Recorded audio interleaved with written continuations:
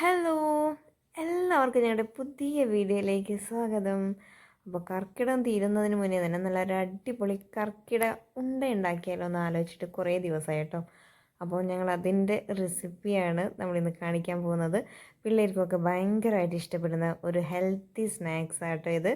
എല്ലാവർക്കും കഴിക്കാം, കുട്ടികൾക്ക് മാത്രമല്ല വലിയവർക്കും കഴിക്കാം കേട്ടോ. റേസൊക്കെ സൂപ്പറായിട്ട് കഴിച്ചു കഴിഞ്ഞിട്ടുണ്ട്. അവൾക്കിത് ഭയങ്കരമായിട്ട് ഇഷ്ടപ്പെട്ടു കേട്ടോ.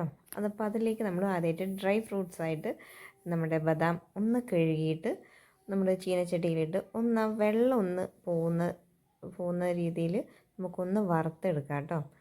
നമ്മൾ എണ്ണയൊന്നും ചേർക്കേണ്ട ഇതിലേക്ക്. ഒന്ന് ആ വെള്ളം ഒന്ന് പോയി കിട്ടിയാൽ മതി. അതിനുശേഷം മിക്സിയിലിട്ടിട്ട് നമുക്കൊന്ന് പൊടിച്ചെടുക്കാം. അപ്പോൾ നല്ലൊരു പാത്രത്തിലേക്ക് വെള്ളമൊന്നും ഉണ്ടാകാൻ പാടില്ല കേട്ടോ പാത്രത്തിൽ. അപ്പോൾ നമ്മളതിലേക്ക് ഇട്ടു. ഇനി അതിൻ്റെ കൂടെ അവൽ ഒന്നുകൂടെ വറുക്കുകയാണ്. അവലും വറുത്തിട്ട് നമുക്ക് മിക്സിയുടെ ജാറിലിട്ടിട്ട് ഒന്ന് പൊടിച്ചെടുക്കാം.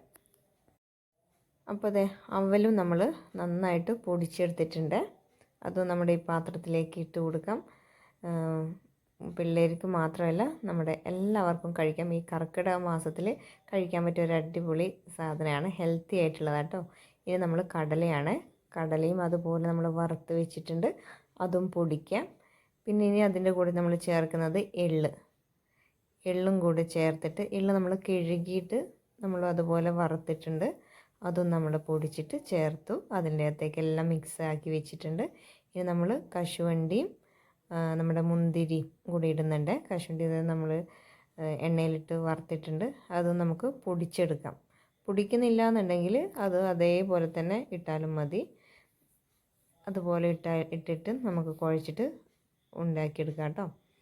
ഇനി നമ്മൾ നമ്മുടെ ശർക്കര പാനി കൂടെ ഒഴിച്ചിട്ട് ഇനി ഇതിലേക്ക് ഒഴിക്കുക. ഇനി നമ്മൾക്ക് നന്നായിട്ടൊന്ന് കുഴച്ച് നമ്മുടെ ബോൾസ് ആക്കിയിട്ട് എടുക്കാം കേട്ടോ.